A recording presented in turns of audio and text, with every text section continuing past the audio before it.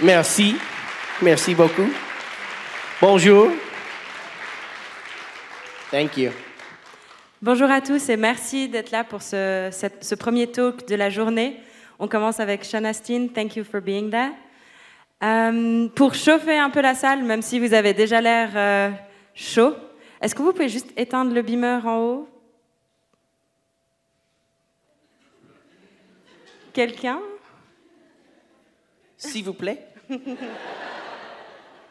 That's it. I've said all my French words. Should have said some Merci. later. Du coup, je pense pas qu'il y ait besoin, mais pour réchauffer un peu la salle, je vais commencer par poser moi une question et après, c'est à vous de poser les questions. Donc, manifestez-vous, on a des micros dans la salle et c'est vous qui posez vos questions. So to warm up a bit the crowd, even if they're pretty warm already, I'm going to ask you the first question and then I'll give They're the hot. floor. They are. They're Can you hot. see them? Because I can't. I can see them. Oh, right. I can see that beautiful woman and that happy-looking guy right next to her. Yeah. Okay. So, it's a very important question. I'm ready. Okay? I've been preparing it since 2001. Donc, je prépare cette question depuis 2001. Who is, apart from Sam, of course, the coolest in the fellowship? Donc, qui est le plus cool? Sam mis à part, bien sûr, because he is the coolest. Le plus cool de la communauté. Apart from Sam. Of course. Okay. The coolest.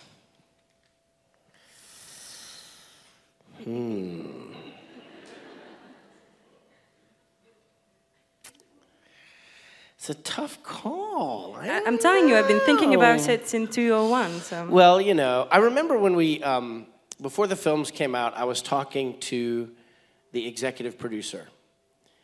And I wasn't sure if I was important to the publicity or how important Sam was to... I knew how important Sam was in the books.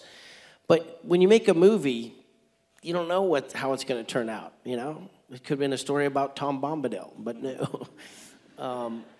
So I was asking him, and he said, you're really important to the publicity, and you're important to this whole thing. And I, you know, it made me feel good to hear him say that. And I said, well, you know, but I don't know. I said Vigo, you know, and Orlando, you know, and Elijah. And he had this whole riff about, well, if you want your man rugged, you have Vigo. If you want your man smooth, you've got Orlando. And if you want your man true, you've got Samwise. So there's a little something in it for everyone, really. Maybe Eleanor. Eleanor is Sam's daughter. In the last one, she comes running up. That's my daughter, Allie, who played Eleanor. She's by far the coolest.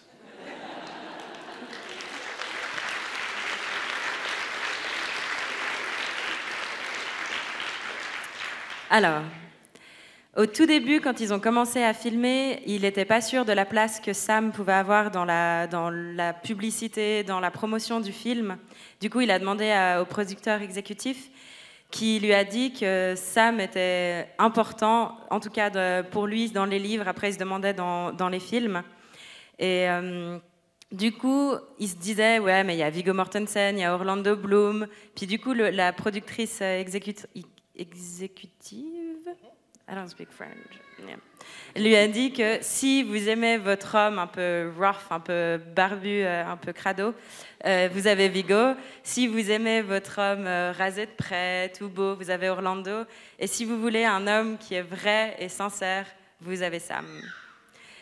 Et la conclusion de qui est le plus cool de la communauté, she's not even in the fellowship, so you're cheating a bit. But il a dit que la plus cool de la communauté, c'était la petite qui joue Eleanor, la fille de Sam dans le film, et qui est en fait sa fille Ali. Pour lui, c'est la plus cool de la communauté. I have a better, more politic answer for you. Okay. When it comes to who's cooler between Strider and Legolas and you know, all of them. It's just those two. When it comes to deciding between those two, I'm Switzerland.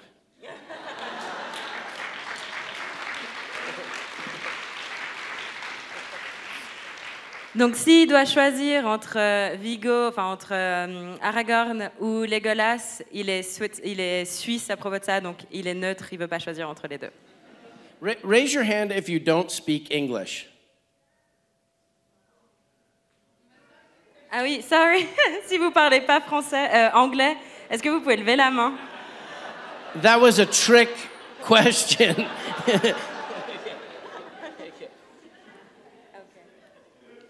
All right, now it's your turn. Is anybody shy? Don't be shy. Est-ce qu'on a déjà des questions? Des gens qui sont prêts pour des questions? One thing that wasn't in the reel Yeah. was Stranger Things. So Oh yeah. if people you can ask about Stranger Things too if you want. People like that one. I think we have a question here. Why didn't you take the Eagles? All the way to Mount Doom. Why is that so hard? Why? Alors, Why, Sean? Une question. I've heard some I'm sorry. Just for the French people. Donc la grande question aussi qui taraude les fans du Seigneur des Anneaux depuis des années, c'est pourquoi ils n'ont pas pris les aigles pour aller poser ce fichu anneau dans la montagne et que ce soit fini. When I was reading The Hobbit, the first time you meet the eagles is when the dwarves are in the trees and Bilbo's trying to distract the cave trolls until the sun comes out. And then the eagles pick them up and save them. And when I read that, I almost stopped reading the book. Because to me, you can just invent anything, and then a hole opens up and it's a subway and it can take you to. So, but I have heard various fan theories about the eagles and Sam and Frodo. When Sauron was still alive with the eye and he had those ring wraiths out there, they would have been protecting the airspace. But once Sauron dies and all those ring wraiths, become disinterested, I don't know, they stop fighting, then the eagles can come in and rescue us. Does that make you feel 5% better? Alors, quand il a lu Le Hobbit et que justement il y a cette scène où les aigles viennent sauver Bilbo et les nains, il s'est dit j'arrête de lire le livre parce que dans ce cas-là on peut inventer tout ce qu'on veut et puis on va faire un trou dans le sol et il y aura un subway qui va directement au Mordor et puis voilà. Et il a entendu des théories de fans qui disent qu'en fait tout le airspace, donc tout l'espace aérien, est en fait contrôlé par les Nazgûl qui restent là-bas et qui surveillent que personne. I said ring wraith and you said Nazgûl. Yeah. She's embellishing a little bit. Yeah, of course. You have no idea what I'm saying, actually. I know a little bit. When you said the subway, I was going to say voilà. But... Et on en était au Nazgûl. Voilà. Et du coup, quand après Sauron tombe, eh ben, l'espace aérien est libéré et les aigles peuvent venir chercher tout le monde. Et il espère que notre questionneur se sent 5% mieux à propos de cette réponse sortie un peu d'un fan. Yeah, you agree? Ça va bien. Une autre question? Juste là? Si vous êtes au fond et que je ne vous vois pas, manifestez-vous. Hein. Hi, so you've had a very long and varied career, but I was wondering if you had any new challenges while filming Stranger Things, and if so, what were they? New challenges while shooting Stranger Things. Maybe I should translate. Not to eat too much. La question c'était, est-ce qu'il avait eu des nouveaux challenges en faisant Stranger Things? Et il a dit que le challenge c'était de ne pas manger trop. But why? There is a moment now in my career when you start a new project where everyone is aware of Lord of the Rings or, on that one, Goonies, because the 80s was so popular and those kids were clearly drawing on that time period in those movies, that style of movie and stuff. So everybody was aware of it when I came there. And there has to be a moment where everyone makes a commitment to be in a new moment. and it's a little bit hard sometimes. But then when you get in that new moment and you're feeling comfortable in the character and the show is comfortable with you and the character you're playing and not you, the actor, playing yourself or something, then you can pop in and out of it and answer questions and things because you know where the center line is. You know where the core space you need to be. So there are challenges. The kids themselves are professionals and expert, actors, and so there was nothing hard or challenging for me there. Just wanting to be authentic. That's sometimes that you have to make a real conscious decision to be authentic, which is silly because you think authenticity just happens. It doesn't. Sometimes you have to force yourself. That was a lot. Alors, quand il est arrivé donc sur Stranger Things, tout le monde connaissait son image dans Le Seigneur des Anneaux. Il y avait aussi tout cet esprit des Goonies qui ressort beaucoup dans Stranger Things parce que c'est un peu tout ce temps-là, cette génération-là. On retrouve une équipe d'enfants et tout ça. Et il dit que quand on fait un nouveau projet, il faut que ça devienne un nouveau moment, que ce soit un nouveau truc, une nouvelle ambiance, un nouveau focus, et que des fois c'est ça qui est un petit peu difficile, que c'est de se mettre dans ce moment-là. Et ce qu'il voulait par-dessus tout, c'était être authentique. Et il dit qu'on peut penser qu'être authentique, ça se fait naturellement, mais que pas du tout, en fait, qu'il faut travailler pour rester authentique. Et il dit aussi que c'était pas du tout difficile de travailler avec tous les acteurs enfants, adolescents, qui sont des vrais professionnels et avec qui ça s'est super bien passé.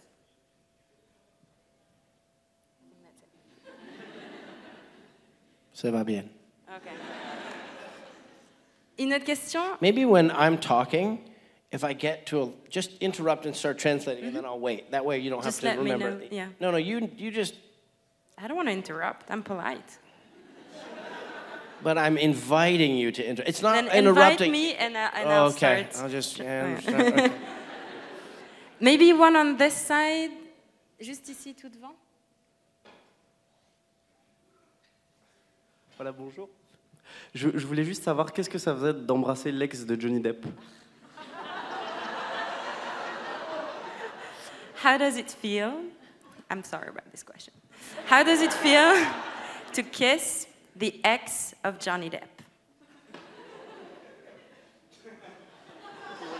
Winona? Yeah.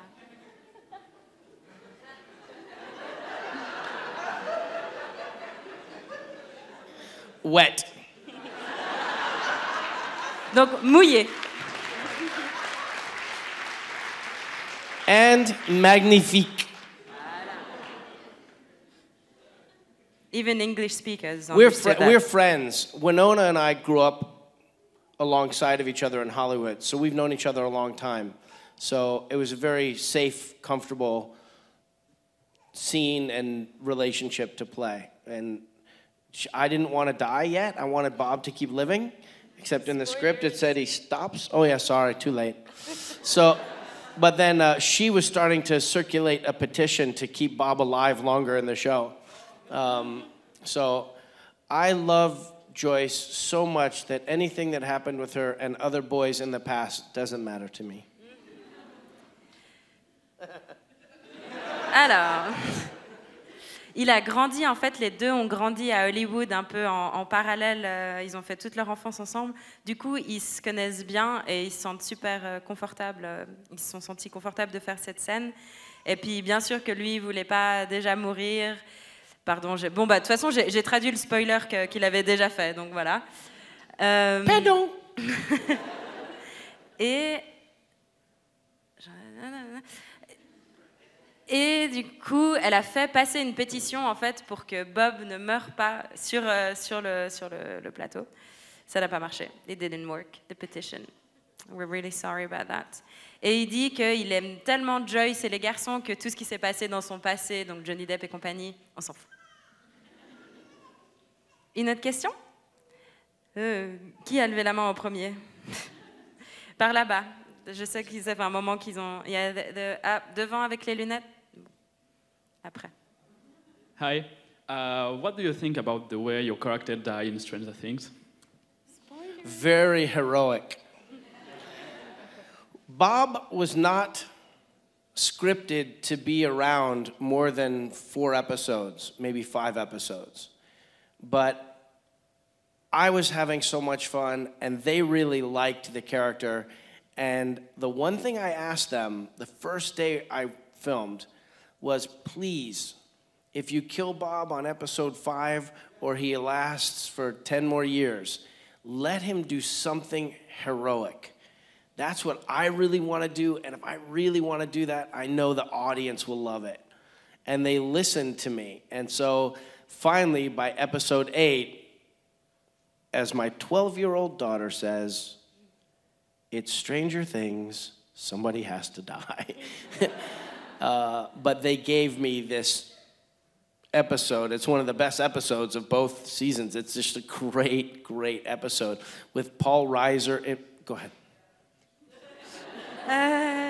Alors la question, I don't even remember the question. Non, la question c'était qu'est-ce qu'il pense de la manière dont son personnage dans Stranger Things est mort. Désolée encore pour le spoiler. Et il dit de manière très héroïque. Et en fait, au début, il était scripté que pour 4 épisodes. Et puis, quand il est arrivé au début, et il a dit, il a bien aimé le personnage, et il a dit au directeur, producteur, et tout ça, que le personnage de Bob dure 5 épisodes ou 10 ans, faites-le finir d'une manière héroïque. Et du coup, dans l'épisode 8, qui est un des meilleurs épisodes des deux saisons, c'est vraiment un épisode super héroïque qui est centré sur Bob parce que tout le monde a aimé ce personnage, a trop bien marché. Et du coup, ils ont écouté les conseils de Sean. Et comme sa fille de 12 ans dit, c'est Stranger Things, quelqu'un doit mourir. Et c'était Bob. And it was Bob. So the actual death, being eaten to death by Demogorgon dogs, Demodogs. Last night I said I want some traditional Swiss food. Yeah. So I had fondue.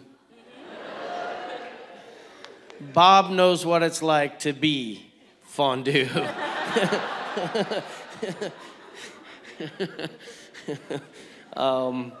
I wanted, go ahead, they got it, but. I'm too into the story, I don't remember. Oui, donc l'épisode super héroïque, machin, où il se fait manger par les Demodogs, un peu dégueu, voilà. Et il switch en nous disant que hier soir, il voulait manger un truc bien suisse. Du coup, il est allé manger la fondue. Et que être mangé, il sait comment la fondue se sent, parce que c'est comme se faire manger par les Demodogs. Je suis pas sûre que j'ai traduit ça comme il faut. When I saw how we were going to do it, I wanted it to be very violent and very bloody. And Winona wanted it to be maybe a close-up on the face. Oh no, a suggestion that he's dying. And I said, Winona, the audience wants guts ripping out of you, you know? You have to give them what they want. And I want it to be memorable. So I looked up Jaws, the movie Jaws. There's a moment at the end of the movie Jaws where Quint, the old man fisherman who's taken him out on the fishing boat, Jaws climbs up on the back of the boat, and the boat is sinking, and he slides down into the mouth of the shark, and the shark grabs him and pulls him all around, and blood is coming out of his mouth, and I was like, let's do it like this. Alors lui, il avait envie que la scène de mort soit mémorable, que ce soit gore. Il a dit, les gens, ce qu'ils veulent, c'est des entrailles qui sortent, et tout ça. Et puis Winona, donc, qui joue Joyce, elle était là, non, mais on pourrait faire une suggestion, genre un zoom sur ton visage pour suggérer que tu meurs dans d'atroces souffrances. Et ce qu'il a fait, en fait, c'est qu'il a regardé Les Dents de la Mer. Et il a regardé cette scène à la fin où ils sont sur le bateau, et il y a le bateau de Quint, le vieux monsieur du bateau. Et en fait, il y en a un qui glisse dans la bouche du requin et qui se fait un peu... charcuter. Et il a montré ça, il a dit, moi je veux ça. Is blood sung? How do you say blood? Sang. Sang. Out of the bouche. Donc du sang partout qui sortait de la bouche, voilà. So, yeah. So if you ever do a movie, because I know you're all going to be Hollywood movie stars.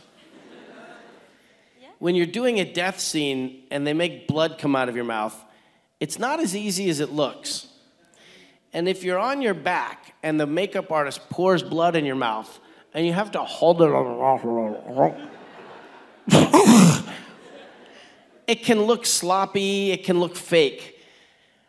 I got one take with I heard, like more, put more in there, more. And now you're like, and they start rolling the camera, and they said action, and they were doing it in slow motion.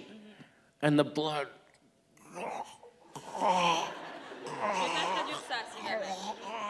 When they said cut, the whole crew.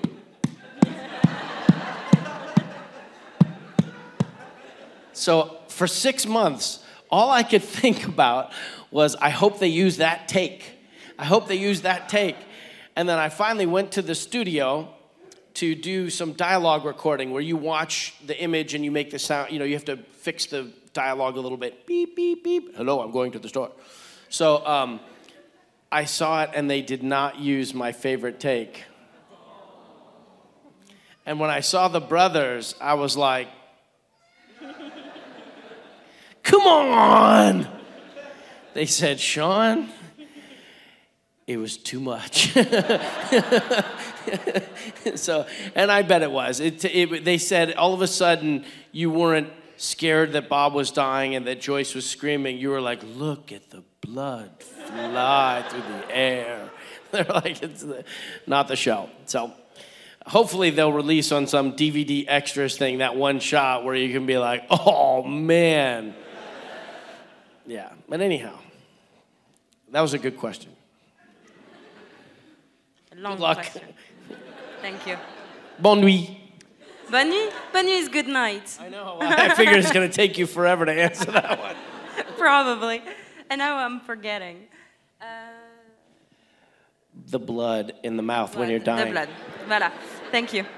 Donc on est resté sur les dents de la mer, du sang. Et en fait, il nous dit que quand vous devez cracher du sang au cinéma, c'est pas toujours facile parce qu'en fait, ils vous remplissent la bouche de sang et après, il faut garder et attendre qu'il tourne et après tout recracher. Et des fois, c'est tout deg, ça fait tout moche, ça joue pas.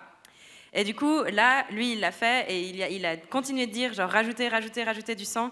Et il a fait un magnifique truc au ralenti, c'est sorti en une prise. C'était tellement beau que tout le monde s'est levé et a applaudi.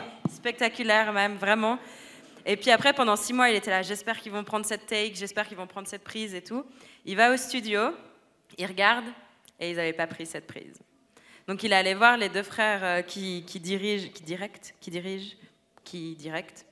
le Stranger Things et il leur a dit genre les gars quoi et puis ils lui ont dit non mais Sean c'était vraiment trop. 2 weekends ago I was at a convention in Prince George, Canada, Upper British Columbia. I think it's Upper British Columbia. It's far north from Vancouver. And a little girl, 7-year-old girl, brought me a present. People bring actors that shows presents, drawings they make, music, artwork, all different kinds of crafts and things. This 7-year-old girl comes up to me, and I see popsicle sticks. Mm-hmm. She's made a little coffin out of popsicle sticks. And in the coffin is little Bob. And she said they never buried Bob. I was so creeped out. I'm like, I said, did you think of this? And she said, yes. And I was like, I'm so inspired and disgusted with you. I don't know. So I thanked her very much, took a picture, hug and a kiss. And then I get home, and we have a little piano. Nobody ever plays it, but we have a little piano. My uncle plays it. We have a little piano. And I took it out of my backpack, and I just set it there. And the next morning, when the girls are getting ready for school, and they walk by, and what's that? It's Bob's coffin. Ugh. Huh, okay. Alors, il y a 2 semaines, il était dans une autre convention au Canada, Prince George, haut dans le Canada, au-dessus de Vancouver. Et souvent, les gens, j'espère que vous aussi, pour faire bonne réputation à la Suisse, ramènent des petits cadeaux aux acteurs, donc des dessins, des trucs qu'ils ont construits, des petits machins. Et là, il y a cette petite fille de 7 ans, qu'on imagine toute chou pour que ce soit encore plus dramatique, qui arrive devant lui et qui avait construit en fait un petit cercueil en bâtonnet de glace. Donc genre les glaces à l'eau, et elle avait construit un petit cercueil en bâtonnet de glace avec un petit Bob dedans. Puis elle lui a dit vous avez jamais enterré Bob? Et elle lui a donné comme ça. Du coup il était un peu là, ok. Il a fait les photos avec, machin et tout. Puis après, il a ramené ce truc, il l'a mis sur son piano, même si personne joue du piano à la maison à part son oncle. Et les filles, du coup, ces filles, quand elles sont descendues le lendemain pour se préparer pour l'école, elles ont vu le truc, elles ont fait c'est quoi ce machin? Et puis il a dit bah c'est le cercueil de Bob. Puis elles étaient un peu là genre bah, comme si elles avaient l'habitude de trouver des trucs comme ça à la maison. So one other thing is when we were making the film, when we were doing the death scene, everyone on the show could tell that it was emotional because everybody enjoyed Bob. He was fun, yes, and he was sweet, and he had heart, and he cared, and he was normal, you know, a normal person who then becomes heroic. So we could tell. Now they knew that Stranger Things was one of the hottest shows on the air, on television, on whatever, on Netflix, and that the world knew these characters. So you know what that means. When you do something, you know that millions and millions of people are going to react to what you're doing. And in that moment, we all knew, and they knew even more than me, that this was going to be felt strongly, emotionally by a lot of people. And I've been thinking a little bit about the relationship between the audience and the filmmaker. The audience wants to feel, and they want the storytellers to honor the relationship. So if a character dies too soon, or a relationship that you're loving, they break up too soon or something, it hurts the audience. They want that experience protected, and they don't mind their emotions being played with a little bit if it's done in a authentic way, if it feels realistic. And so when Bob died, we knew that was going to hurt people. So when people come up to me and they're wearing, Bob deserved better and shirts and, justice for Bob and all over Twitter, no, he should have lived. That wasn't right. And people doing all the memes with crying that, there's some great memes out there of people crying. And to me, as an artist, it's one thing if you're in a play and you do something and the audience reacts. They cry, they laugh, they cheer, they boo, whatever. But to know that just to sit back and watch week after week as new people experience the show and they go through that emotional cycle with Bob, I don't know. I think that's good storytelling, and I'm grateful I got to be a part of that. Yeah. I think that answers the death question.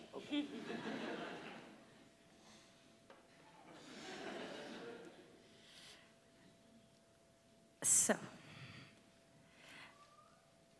Alors. I'll say it better. You ready? No. Okay. I have enough. Alors, il pense qu'il y a une vraie relation entre l'audience et les directeurs ou les gens qui font les films ou les séries télé. Et quand ils ont tourné la scène de mort de Bob, tout le monde sentait que c'était émotionnel. Et même peut-être les directeurs plus que lui-même, parce que c'était un personnage que tout le monde aimait, parce qu'il est normal, et après il devient super héroïque à la fin. Donc tout le monde peut s'identifier, et ça crée une super relation entre les deux. Et c'est vrai que cette relation entre les directeurs et l'audience doit être honorée dans le sens où le public a envie de ressentir des choses, et que c'est ça que les directeurs doivent faire ressentir au public.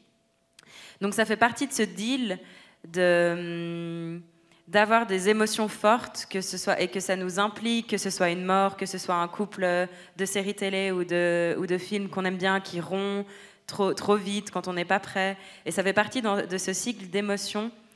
Et pour lui, le personnage de Bob, quand il a vu, quand Bob est mort, si vous aviez toujours pas compris le spoiler, quand Bob est mort, ça fait des réactions sur Internet de fou avec tous les mimes. Il y avait des gens qui avaient des t-shirts avec Bob méritait mieux ou Sauvez Bob ou des trucs pour montrer leur mécontentement quant à la fin et à la mort de Bob. Et du coup, pour lui, en fait, en tant qu'artiste, c'est vraiment un reward, récompense, et ça montre que son personnage, il a marché et qu'il a fait ressentir des choses au public et que c'était réussi.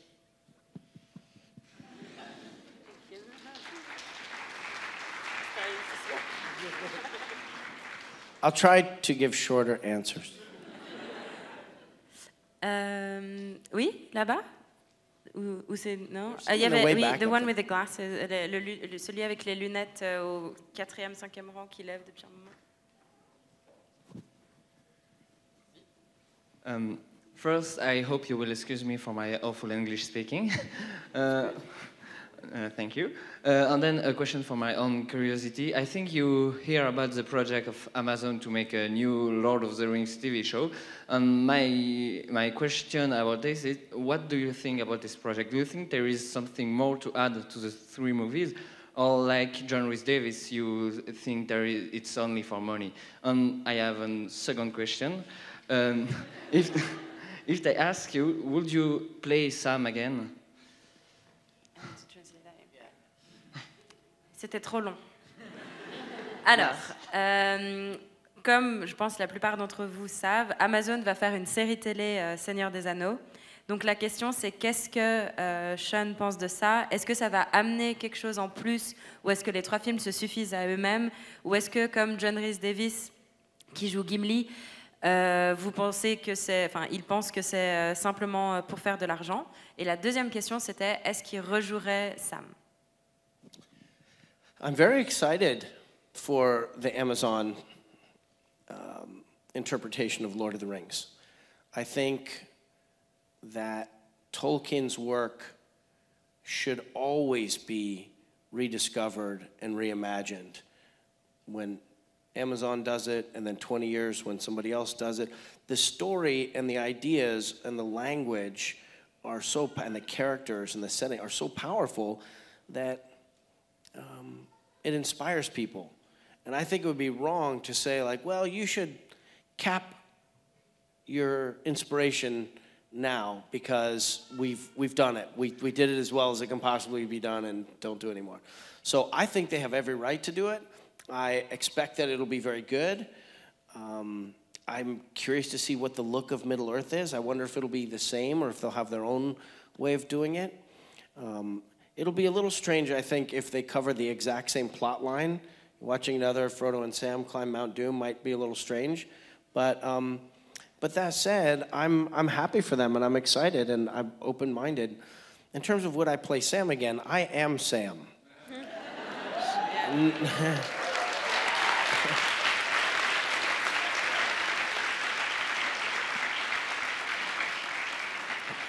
And at the same time, I will be excited to see the Sam that's in that show too. So I don't imagine they would come after us for any of those parts. I would be open to talking about it, but it feels like that probably isn't a good idea. It feels like it should be a new, fresh thing. So nobody can ever take away what we did. What we did is locked in, it's permanent, the way people felt in 2001, 2, 3, and have carried forward with them for 15 years. Probably you'll keep carrying that same feeling until you die. But we can also allow for something new, and maybe it'll be even more spectacular, more interesting, more emotional. You know, they have all of our success to study and to build on. So, yeah, I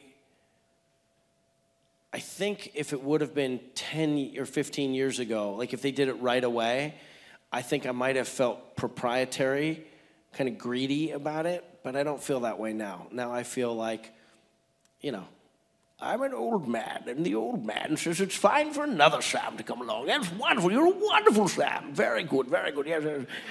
Watch out for your feet and cook the potatoes. It's wonderful. Good luck. Teach you in French. Bonne chance. Bonne chance. Bonne chance. Bonne chance. I'll be back. Alors, il est super excité pour le projet parce qu'il pense que le monde de Tolkien est tellement large, tellement vaste, que ce soit en termes de personnages, que ce soit en termes d'histoire, en termes de tout, qu'on ne peut pas empêcher les gens en fait, d'essayer d'exprimer leur créativité et leur vision de la chose. Il dit aussi que... il est curieux de voir comment ils vont faire au niveau des décors, comment ils vont imaginer la Terre du Milieu, si ça va ressembler à ce qu'on a déjà vu ou pas. Et il trouverait juste un peu bizarre qu'ils suivent exactement la même trame de l'histoire que les 3 films de Peter Jackson ont suivi. Après, en termes de est-ce qu'il rejouerait Sam, il nous dit bien clairement que c'est lui Sam et qu'il n'y en aura pas d'autre. Et pour plus en détail, c'est surtout que le film, la série, est faite 20 ans, plus de 20 ans même, après les films de 2001, 2002, 2003, et que c'est des films qui ont été tellement forts, qui nous ont tellement touchés, qu'on se souviendra en fait de ce qu'ils nous ont fait ressentir pour toute la vie, et que du coup, ils peuvent pas, la nouvelle série ne peut pas enlever quelque chose de la trilogie de 2001, 2002, 2003. Ça, c'est quelque chose qui est acquis, qui durera à jamais. Et donc, il y a encore plein de choses à explorer. Et comme ils le font hyper plus tard, et pas 5 ans ou 10 ans, il y a 15 ans ou il y a 10 ans, où là, peut-être, l'équipe du film de Peter Jackson se serait sentie un peu plus propriétaire de ce qu'il venait de faire pour Le Seigneur des Anneaux. Ils pensent que ça peut apporter que des bonnes choses. Et concernant le fait qu'il joue ou pas le rôle de Sam, il pense que ce serait discutable, mais que s'ils font un nouveau truc en repartant de zéro, ce serait bien de justement commencer à zéro et de prendre des nouveaux acteurs et de réimaginer le méga imaginaire de Tolkien. Touché. Wait, there's somebody way back there. I felt like guilty, no? Someone way back there? At the back? Yeah. I keep on forgetting this side, sorry. And there's some over here, there's 2 over there. Mm-hmm. Oui. Ça va bien. Oui. Bonjour. Hello. Toi. J'ai une question un peu plus légère, mais je voudrais savoir quel effet ça fait pour un acteur de se voir pour la première fois en figurine, puis de savoir que des gens nous mettent en vitrine et nous admirent. Quel effet ça peut bien faire de voir sa tête comme ça représentée, puis que des gens sont là et je sais pas. So he's wondering, he says it's a light question. He's wondering, how do you feel knowing that people buy statues of you and then they put you on glass shelves in their living room and they just look at you, you know, and you're in that tiny glass thing all over the world?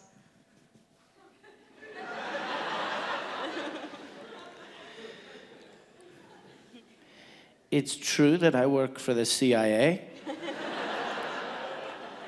And we like to keep tabs on people in their living rooms all over the world. Donc, il travaille pour la CIA. Et en fait, comme ça, c'est un moyen d'espionner tout ce que les gens font et il garde des comptes de ce que les gens font dans leur salon. So, when I was a little boy, I played with Star Wars action figures.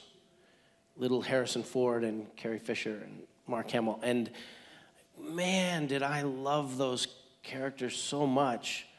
And then I can remember being a little bit older and coming in and looking for something. You know, there's a girl waiting, and all of a sudden there's all those pieces of plastic, you know, in the shape of Han Solo. Get those out of here. I'm looking for something else.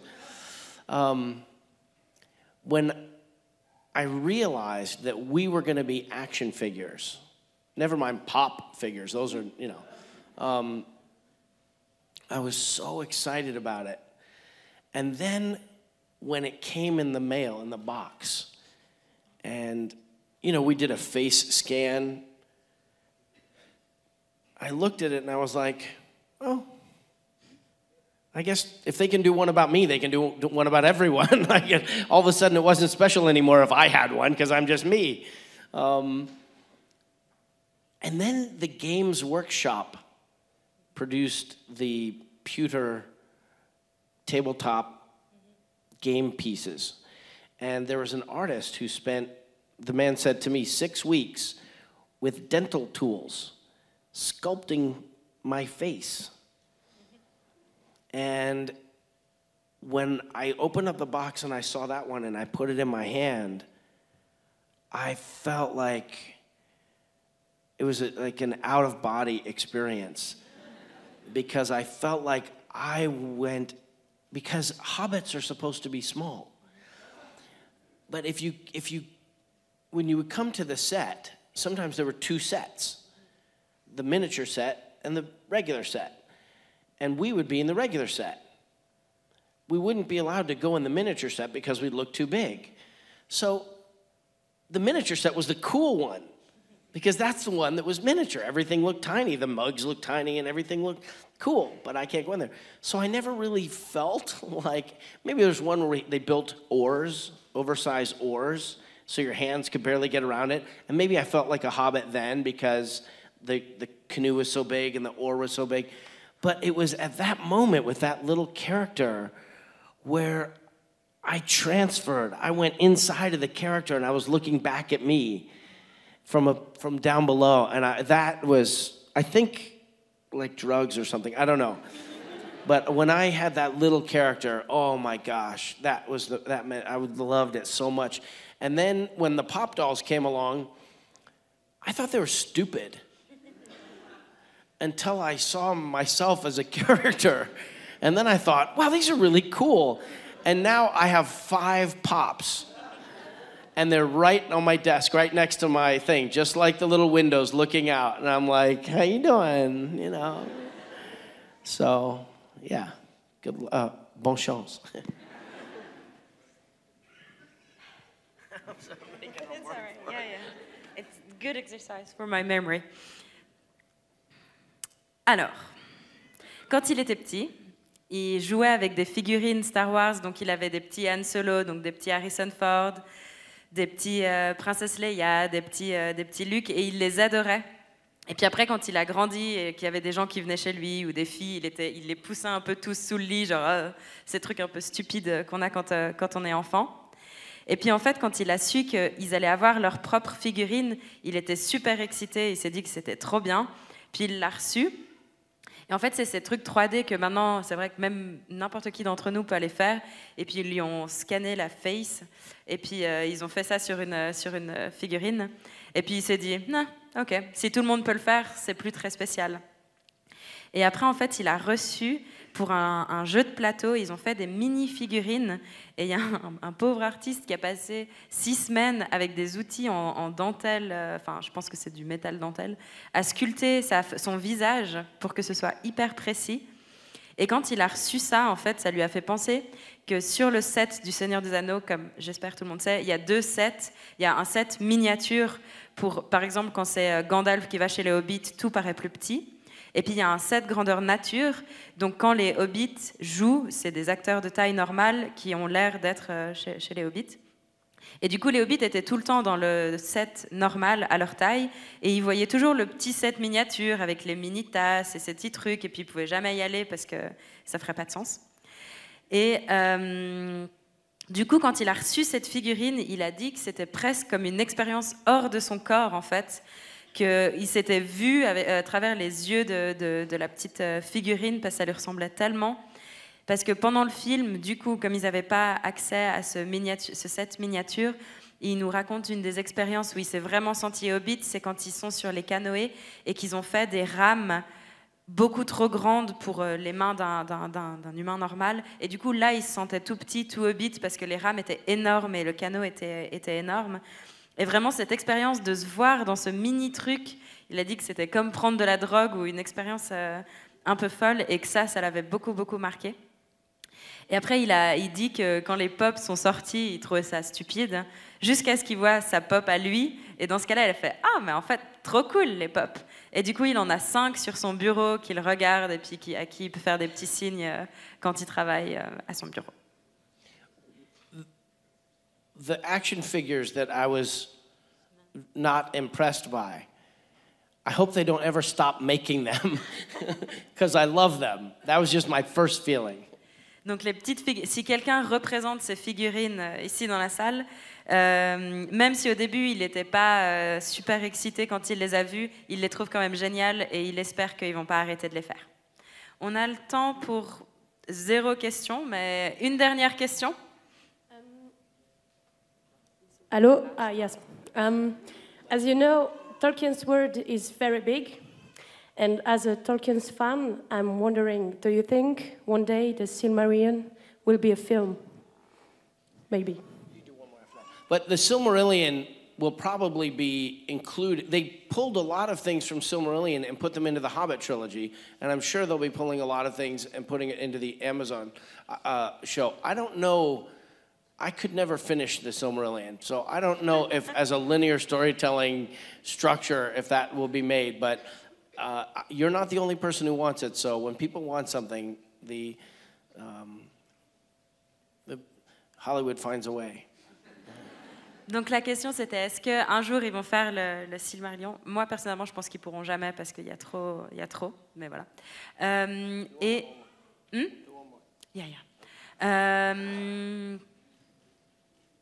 Oui, et du coup, c'est vrai que dans la nouvelle trilogie du Hobbit, ils ont déjà beaucoup pioché dans le Silmarillion. Et puis, ils pensent que la nouvelle série Amazon va aussi le faire. Mais c'est vrai que beaucoup de gens se demandent si ça va un jour être fait. Et comme il n'a jamais réussi à le finir, il n'est pas sûr que c'est linéaire, comment ça peut être adapté et tout ça. One last question. I don't want to choose. Down here. Okay.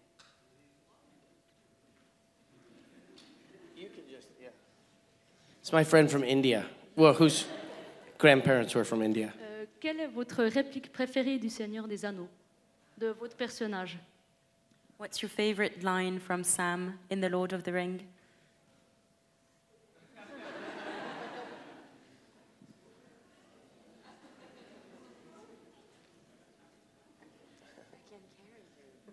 Yeah, well, there's the potatoes, boil them, mash them, stick them in a stew. What are we holding on to, Sam? That there's some good left in this world, Mr. Frodo, and it's worth fighting for.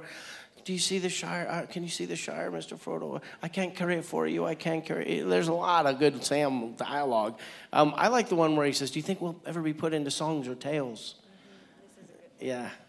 If I take one more step, it's the furthest away from home I've ever been. You say it so casually, but we're all gonna cry. Il dit toutes les répliques de film. I know. Super. Sometimes I'll read it out and I just know you can. That's an amazing thing with songs and poems and music and dialogue is when the idea connects to an emotion, humanity becomes bigger than itself. You know, the word home. How do you say home in French? Maison, chez soi, foyer. Well, Voltaire, wasn't it Voltaire who said, at the end of Candide, he wrote, cultivate your own garden in French. Cultiver? Jardin, right, okay. But that sound, just the sound of those words, just it fuses your brain and your hearts and your guts, and you just, that idea, we know, instead of war, cultivate your own garden. You know, Sam said, I want to go home now, Mr. Frodo. Home, home. Like that sound, the sound connects to an idea of safe. And Tolkien is such a brilliant writer because he just constantly uses words. Did you guys see The Darkest Hour movie that just came out? Oh, it's so good. They say Churchill at the end, when he rouses Parliament to be ready to fight the Battle of Britain or something like that, it's one of his political opponent says, "What just happened?" And he says he weaponized the English language. And so every language has its poetry and its center. So I'm so grateful that I got to play Samwise and that they kept giving Sam, there are millions of speeches in the books that never made it to the movie. So, but they realized that Sam and me and who Elijah and I were and who Frodo and Sam were, that it was working.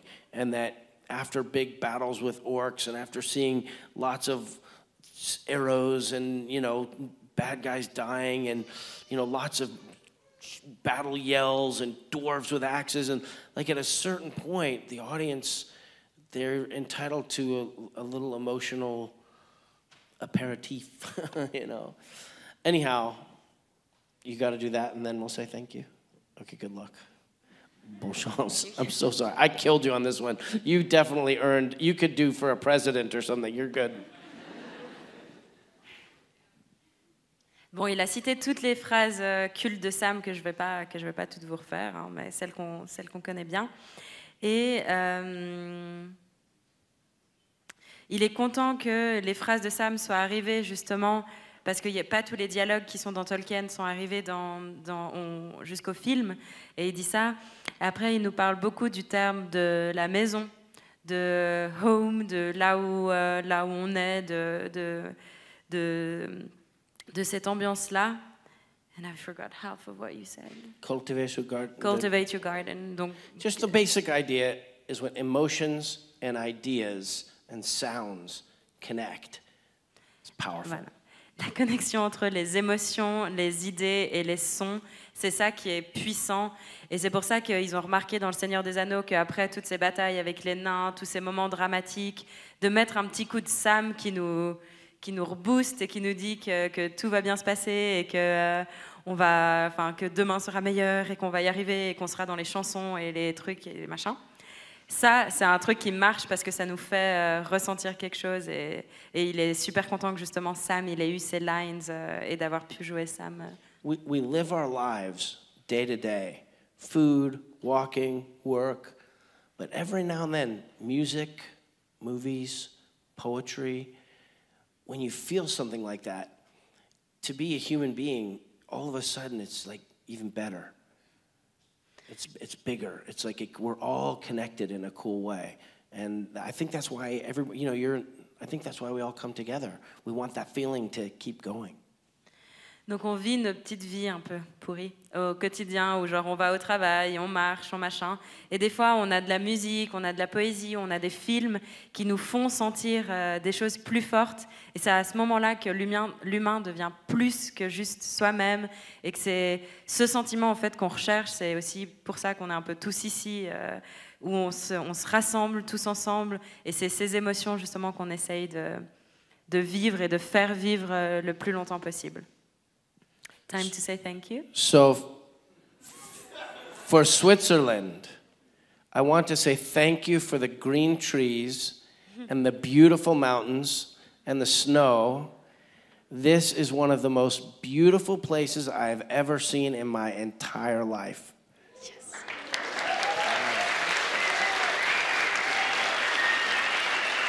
Alors, on pourra réapplaudir après la version française. Donc, il dit à la Suisse, il dit merci pour tous ces arbres verts, pour ces montagnes, pour cette neige, pour tout ça. C'est un des plus bels endroits qu'il ait jamais vu. Yasmina. Merci à Yasmina.